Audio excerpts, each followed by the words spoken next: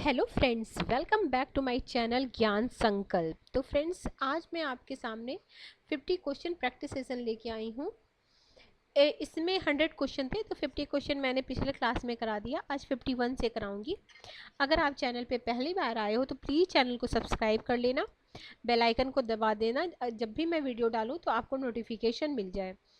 और मेरे चैनल पे आपको पॉलिटिकल साइंस की काफ़ी बेहतरीन क्लासेस मिलेंगी, साथ में हिस्ट्री की। अगर आप टीजीटी या पीजीटी किसी भी स्टेट का दे रहे हो तो 2 सब्जेक्ट मेरे चैनल पे आपको कराई जाएगी। पॉलिटिकल साइंस की मैं यूजीसी नेट के सिलेबस के अकॉर्डिंगली कंप्लीट कराती हूँ। थ्योरेटिकल पार्ट को ऑलरेडी काफ़ी सारे वीडियो डले हैं, अगर आप चैनल पे आए हो तो प्लीज़ प्लेलिस्ट को भी चेक करना। और हिस्ट्री में अभी हमारा मॉडर्न हिस्ट्री चल रहा है। तो चलो, आज के क्लास का फर्स्ट क्वेश्चन है, लॉर्ड डफरिन के दिमाग की उपज थी। कांग्रेस लॉर्ड डफरिन के दिमाग की उपज थी, ये कथन किसका है? ठीक है, तो ये कथन लाला लाजपत राय का। ये पिछली बार 2021 में जो पीजीटी हुआ था या टीजीटी, मुझे कंफर्म ध्यान नहीं है, जो जिनका भी तो दोनों में किसी में आया था, शायद पीजीटी में आया था ये क्वेश्चन। और ये क्वेश्चन कई बार एग्जामों में आया था, तो याद रखना क्या है। कांग्रेस लॉर्ड डफरिन के दिमाग की उपज है, ये कौन बोलते हैं? लाला लाजपत राय। नेक्स्ट क्वेश्चन है, मैं एक भारतीय टमटम हूँ जो सभी सोए हुए को जगाता हूँ ताकि वे जाग सके और अपने मातृभूमि के लिए काम कर सके। ऐसा किसने कहा था? एनी बेसेंट ने, एओ ह्यूम ने, सीएफ एंड्यूज ने, जीके गोखले ने। तो ऐसे बोले थे एनी बेसेंट ने। ठीक है, ऑप्शन ए। ठीक है, नेक्स्ट क्वेश्चन है, लाहौर अधिवेशन में कांग्रेस पार्टी द्वारा किस तिथि को पूर्ण स्वराज्य दिवस के रूप में स्वीकार किया गया था? ठीक है, तो ये किया गया था 26 जनवरी को। इसीलिए जब हमारा संविधान तो बन के पहले तैयार हो गया था, बट नवंबर में ही तैयार हो गया था, लेकिन इस दिन को ऐतिहासिक, 1929 की बात है ये, इस तिथि को हमें ऐतिहासिक बनाने के लिए, इसलिए हमने संपूर्ण जो संविधान को लागू करने की तिथि यानी गणतंत्रता दिवस के रूप में हम 26 जनवरी को मनाते हैं। ठीक है, इस तिथि को ऐतिहासिक तिथि बनाने के लिए ऐसा किया गया था कि हम लोग 26 जनवरी को ही अपने कॉन्स्टिट्यूशन का संपूर्ण लागू किए थे। आगे है, अंतर्राष्ट्रीय न्यायालय कहाँ अवस्थित है? तो ये सबको पता है कहाँ है, द हेग में है।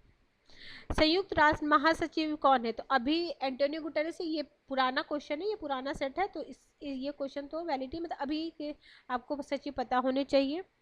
ये निम्नलिखित में से कौन सी एक बुक महात्मा गांधी द्वारा नहीं लिखी गई? ठीक है, नहीं लिखी गई। तो देखो, a guide to health, basic education, Hind Swaraj, ये तीनों जो है महात्मा गांधी द्वारा लिखी गई।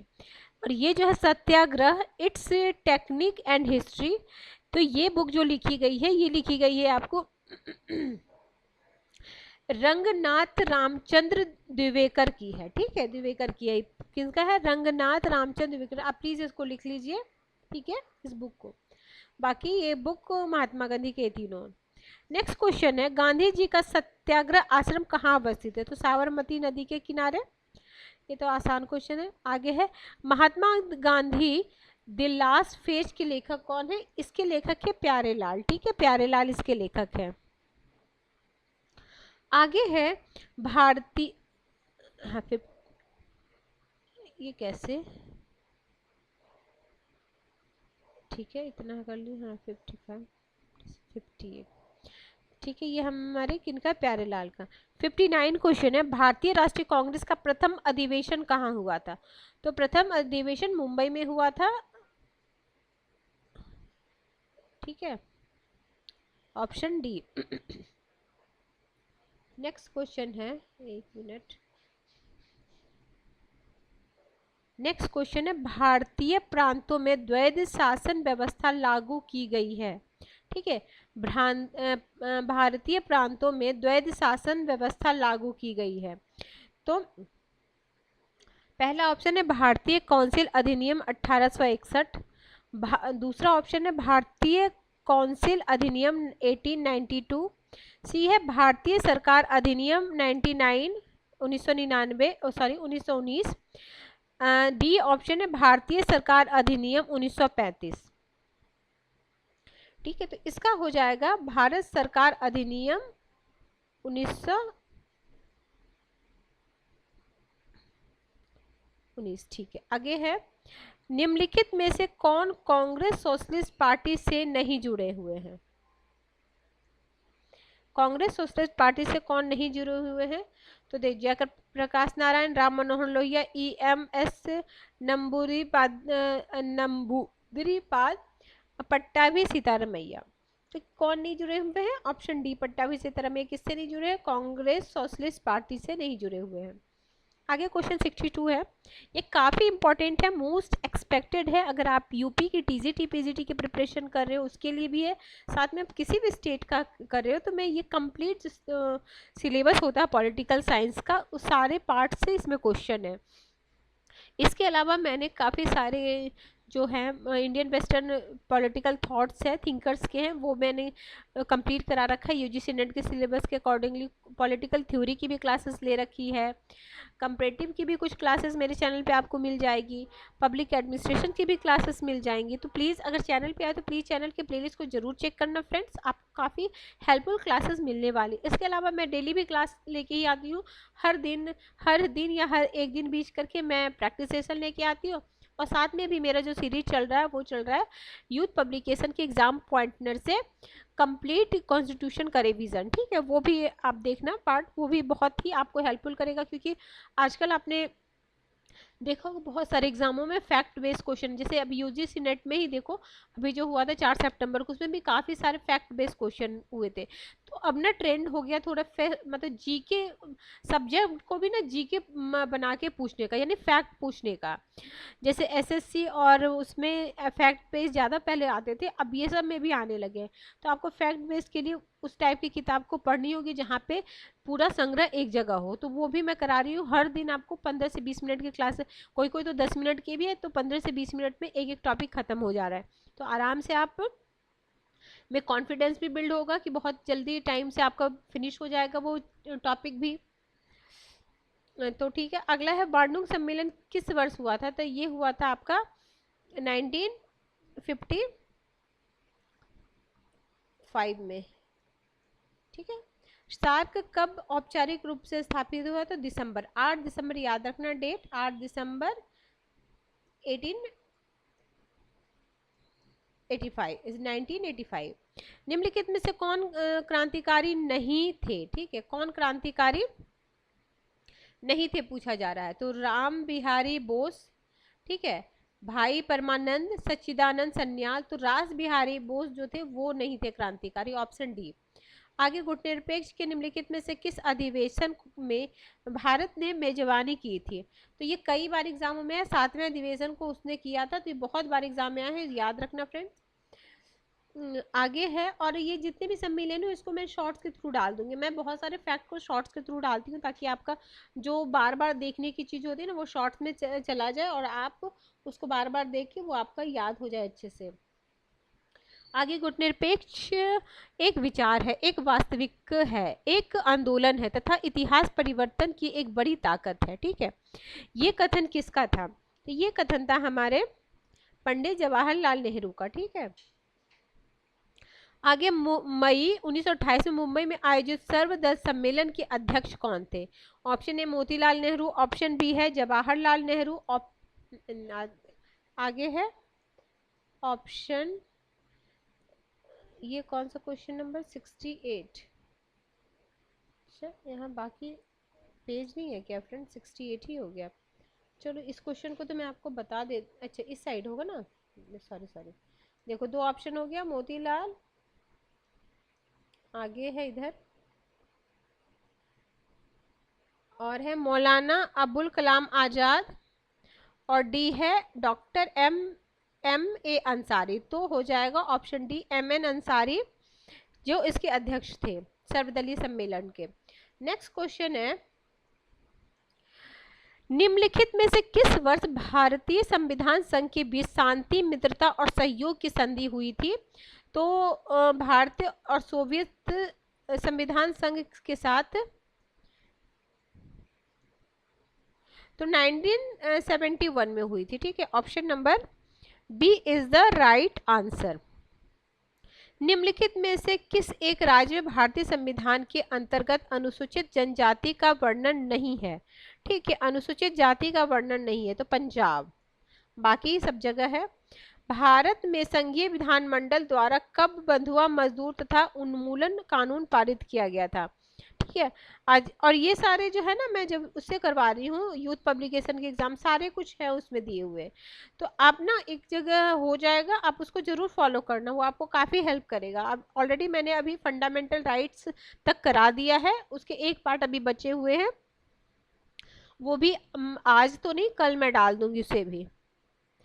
1970, ठीक है। अगला है राष्ट्रीय मानवाधिकार आयोग के अध्यक्ष कौन है? अब ये तो राष्ट्रीय मानवाधिकार आयोग के अभी आपको देखना पड़ेगा, अभी न्यायमूर्ति अरुण कुमार मिश्रा हैं शायद, ठीक है। अब ये तो वर्तमान के तो पहले का है, तो अभी आप देख लेना, ऐसे शायद अरुण कुमार मिश्रा है जहां तक मुझे याद आ रहा है। आगे है लोकसभा के लिस्ट ऑफ बिजनेस में ध्यानाकर्षण प्रस्ताव के कितने सदस्यों का दर्ज? तो 5। आगे है भारत में संघ एवं राज्यों के बीच राजस्व वितरण किया जाता है, तो राजस्व वितरण जो किया जाता है वित्त आयोग द्वारा। ऑप्शन सार्क की स्थायी समिति में सदस्य राष्ट्रों को कौन कौन सचिव होते हैं? तो इसमें कौन कौन से सचिव होते हैं? तो ये विदेश सचिव होते हैं, ठीक है। नेक्स्ट, निम्नलिखित में से भारतीय संविधान किस संशोधन में 1950 के दशक में राज्यों के पुनर्गठन के लिए किया गया था? तो ये सब 7th जो कॉन्स्टिट्यूशन अमेंडमेंट हुआ था वो।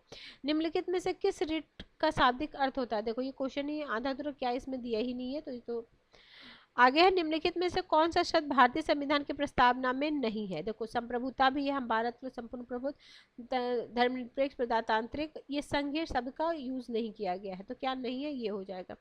आगे भारत का संविधान भारतीय संघ की कार्यपालिका शक्ति प्रदान करती है, तो प्रदान करती है मंत्रिपरिषद को, भारत के राष्ट्रपति को, आगे है उनका भारत के प्रधानमंत्री, और फिर संसद को, तो भारत के राष्ट्रपति को, ऑप्शन बी। आगे संसदीय सरकार वाली व्यवस्था में मंत्रिपरिषद के सदस्य सामूहिक रूप से उत्तरदायी होते हैं, ठीक है। तो सामूहिक रूप से उत्तरदायी होते हैं संसद के लोकप्रिय सदन के प्रति। ऑप्शन सी, संसद के लोकप्रिय सदन के प्रति। आगे निम्नलिखित में कौन बिना संसद का सदस्य बने सदन की अध्यक्षता करता है? ये भी काफी बार आपने सुना होगा, ये जो राष्ट्रपति होते हैं ये राज्यसभा के सदस्य नहीं होते, वो राष्ट्रपति पद पे पदेन सभापति होते, मतलब जैसे वो राष्ट्रपति के पद पे आते उसी समय से वो उसके सभापति हो जाते, वो उसके सदस्य नहीं होते हैं, ठीक है। तो ये कई बार एग्जामों में आए हुए क्वेश्चन है।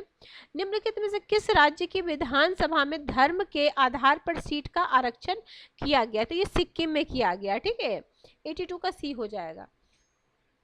आगे है भारतीय संविधान के अंतर्गत निम्नलिखित में कौन सा एक मौलिक कर्तव्य नहीं है? ठीक है, तो भारत की एकता अखंडता की रक्षा करना, ठीक है, 83। ठीक है, सार्वजनिक संपत्ति की रक्षा करना, ये भी वैज्ञानिक सोच भी है। राष्ट्रमत स्मारक की रक्षा करना, राष्ट्रीय स्मारक की रक्षा करना कौन सा नहीं है? 83 का डी दिया, तो राष्ट्रीय स्मारक की भी तो रक्षा करना होगा, है ना।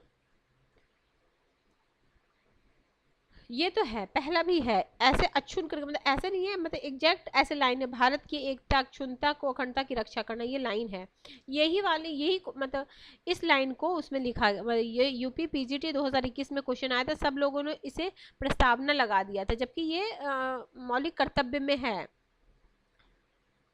तो ये इसमें आंसर बता रही, ये नहीं, राष्ट्रीय स्मारक के भारत के राष्ट्रीय महत्व के स्मारक की रक्षा करना, ठीक है। आगे है निम्नलिखित में से कौन एक भारत की, मुझे तो लग रहा है ये भी है उसमें, एक बार मैं भी मेरे पास बुक नहीं है, लक्ष्मीकांत वाली बुक मेरे पास अभी है नहीं फ्रेंड्स, तो ठीक है नेक्स्ट क्वेश्चन चलते हैं, ठीक है। ये तीनों तो है, तो इसमें अगर हम लगाएंगे तो यही लगाएंगे, सार्वजनिक संपत्ति में ही ये आ जाएगा, ठीक है। तो यही आंसर लगेगा, ऐसे सार्वजनिक संपत्ति में होगा, ऐसे एग्जैक्ट लाइन नहीं होगी, तो आंसर डी ही आंसर इसका होगा। आगे है निम्नलिखित, देखो कभी कभी क्या होता है ना एमसीक्यू बेस्ड क्वेश्चन में, आपको ना 3-4 आंसर लगेगा, एक बिल्कुल नहीं भी लगे, लेकिन अप्रोप्रिएट मतलब कौन इसमें से कौन ज़्यादा लगता है, तो वैसे आंसर को भी हमें लगाना पड़ता है। निम्नलिखित कौन सा भारत की संविधान सभा के संवैधानिक सलाहकार थे, तो ये आप लोगों को सबको पता होगा, BN राव थे। भारतीय संविधान के 42वें संशोधन निम्नलिखित किस एक प्रधानमंत्री के समय में किया गया था, तो ये इंदिरा गांधी के काल में हुआ था। इसको हम मिनी कॉन्स्टिट्यूशन भी बोलते हैं, इतने ज़्यादा संशोधन हुए हैं तो इसी को हम मिनी कॉन्स्टिट्यूशन बोलते हैं। और 1942वां संवैधानिक संशोधन कब हुआ, ये भी क्वेश्चन, ये अभी यूजीसी नेट में क्वेश्चन ये पूछा था, 1976 में हुआ था, ये भी आपको ध्यान रखना पड़ेगा। निम्नलिखित में से कौन सी संस्था नागरिक शिकायतों से संबंधित नहीं है, ठीक है, नागरिक शिकायतों से संबंधित नहीं है, तो सर्वोच्च न्यायालय, बाकी जहां भी है ये सब नागरिक शिकायत, क्या है 86 का हो जाएगा ये। निम्नलिखित कौन संस्था नागरिक शिकायतों से संबंधित नहीं, योजना आयोग होगा ना ऑप्शन, ये थोड़ी योजना आयोग, ऑप्शन डी, इसमें बी दिया, डी हो जाएगा। आगे, भारत का संविधान कब अंगीकृत किया गया, ठीक है, ठीक है, अंगीकृत आपका 26 नवंबर 1949 को हुआ था, मैं बोली ना इस समय बन गया था, ठीक है, अंगीकृत हो गया था।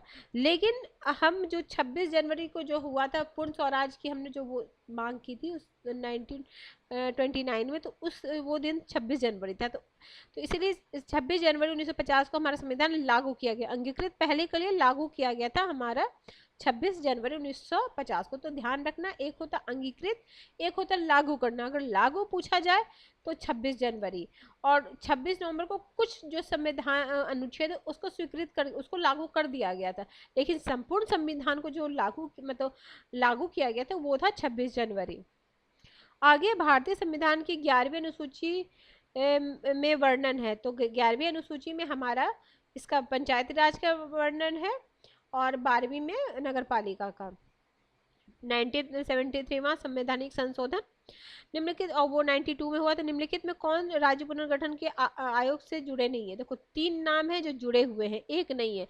देखो सैयद फजल अली है, कुंजरू है और पनीकर है, KM मुंशी नहीं जुड़े हुए, तो नहीं पूछ रहा है ना। तो कौन 3 थे, 3 अध्यक्ष थे, 3 इसके सदस्य थे, ये तीनों का नाम हमको ध्यान होना चाहिए। 89 हो गया। आगे है 90, भारतीय संविधान की धारा, संविधान 32वां संविधान, मतलब भारतीय संविधान की धारा या अनुच्छेद 32 संविधान की आत्मा या हृदय किसने कहा, तो ये अंबेडकर बोले। देखो इसमें 2 क्वेश्चन है, अगर क्वेश्चन सीधे पूछे कि भारतीय संविधान की आत्मा किसे कहते हैं, तो आपको प्रस्तावना लगाना पड़ेगा। अगर पूछा जाए भारतीय संविधान की आत्मा भीमराव अंबेडकर के अनुसार कौन था, तो वो था आर्टिकल 32 जो संवैधानिक उपचार का है। कौन भारतीय संघ को सहयोगी संघवाद, ये भी कई बार आपने एग्जामों में अगर आप प्रीवियस ईयर क्वेश्चन लगाए होंगे, तो ग्रेवियल ऑस्टीन की है, ठीक है।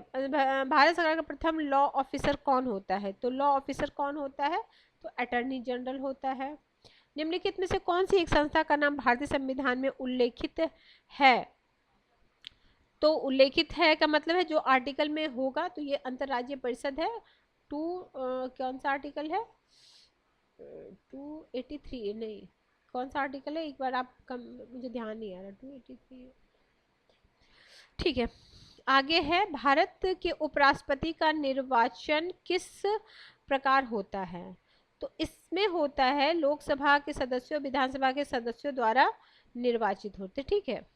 ऑप्शन 94 का हो जाएगा, संसद के दोनों सदनों, हाँ संसद के दोनों, अच्छा विधानसभा नहीं होगा ना, संसद के दोनों सदनों का होगा ना, बी सॉरी। देखो इसमें ये नहीं होगा ना, संसद के दोनों सदन, लोकसभा और राज्यसभा के सदस्यों द्वारा उपराष्ट्रपति का निर्वाचन होता है। आगे है,